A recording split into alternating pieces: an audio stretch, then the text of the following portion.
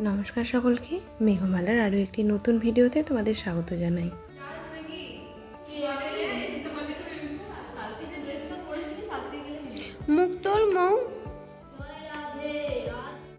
তোমরা দেখে তো বুঝতেই পেরে গেছো যে আমরা সকলে মিলে আলপনা দিতে বসেছি।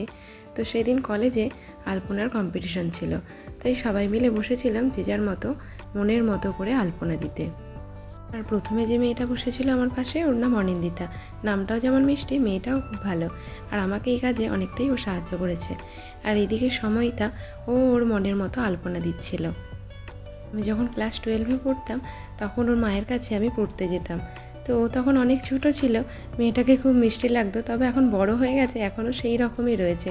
আর এইদিকে আরও একটি বন্ধু আলপনা দিচ্ছিল, ওর আলপনাটাও আমাকে ভীষণ ভালো লেগেছে। আর এই যে আমারও আলপনার কাজ অনেকটাই হয়ে গেছে, হোয়াইট কালারের কাজটা শেষ হয়ে গেছে, এবার রেড কালারের কাজটা করব। এই কম্পিটিশানটা ছিল সরস্বতী পুজোর একদিন আগে, মানে এবছর তো সরস্বতী পুজোর 2 দিন ধরে পড়েছে, আর আমাদের কলেজে ছিল রবিবার দিন।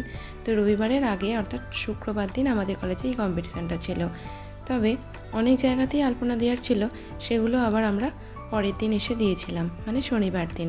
আর ওই যে দেখলে আমারও কিন্তু আলপনা দেওয়া কমপ্লিট হয়ে গেছে। আর তারপর অন্যান্য বন্ধুদের আলপনাগুলো দেখতে বেরিয়েছিলাম। এটা সম্ভবত দিয়েছিল তনুশ্রী আর জেবা, ওটাও বেশ ভালো করেছে। আর এইটা করেছিল সায়নী। আলপনাটা ঘট আকৃতির করেছে, আর নিচে ছিল হাঁস পদ্ম ফুল।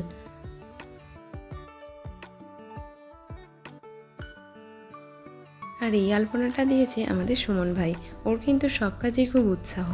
আবার এখানে লিখেও দিয়েছে ডোন্ট ক্রস দ্য লাইন। সারা বারান্দা জুড়ে সবাই অনেক আলপনা দিয়েছে। এদিকেও আর একজন করেছে ময়ূরের মতো আকৃতি করে, বেশ এটাও সুন্দর হয়েছে।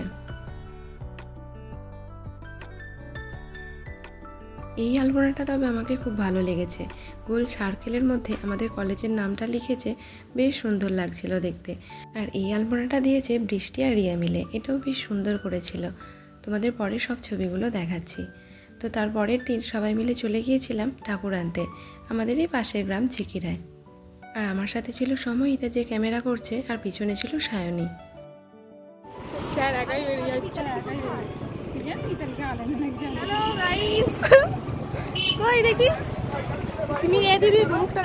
তো চলে এসেছি সব বন্ধুরা মিলে, আর আমাদের সাথে স্যারেরাও ছিলেন।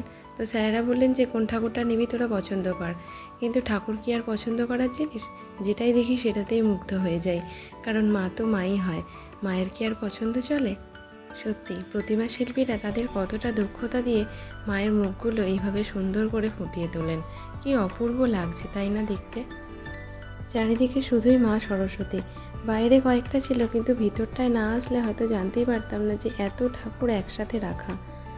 আর এই দিকে ছিল একটা ছোট্ট মা সরস্বতী, এই ঠাকুরটা ভীষণ ভালো লাগছিল। আমাদের ঠাকুর এসে গেছে।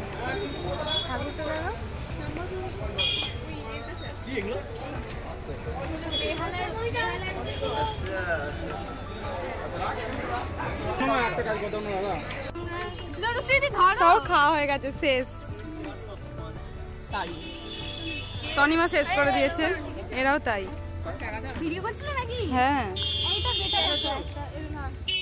বাজারে বসে সকলে মিলে একটু আখের রস খেয়ে নিয়েছিলাম।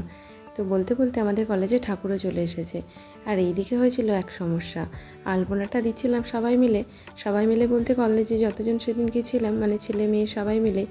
কিন্তু সমস্যাটা হয়েছিল কি, রঙটা সেই মাত্রই দিচ্ছিলাম, তো রঙটা কাঁচা ছিল, তাই ঠাকুর আনার সময় কোনো মতে ঠাকুরকে ঢোকানো হয়েছিল। যদি পা পড়ে যায় নকশাটা তো ঘেঁটে যাবে, তাই।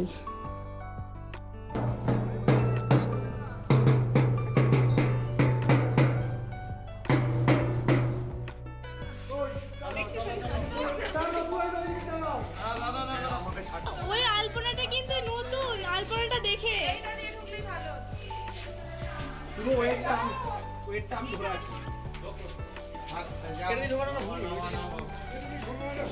সবাই মিলে মাকে পূজার জায়গায় নিয়ে গেল। এবার চলো তোমাদের আলপনাগুলো দেখাই। সেদিন আলপনা কম্পিটিশানে আমি কি হয়েছিলাম পরবর্তী ভিডিওয়ে তোমাদের জানাবো। কোন আলপনাটা তোমাদের সবচেয়ে বেশি ভালো লাগছে কমেন্টে জানিও।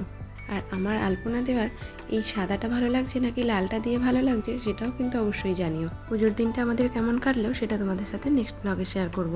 আর সেদিন আলপনা কম্পিটিশান ছাড়াও আরও একটা প্রাইজ পেয়েছিলাম, সেটাও তোমাদের জানাবো।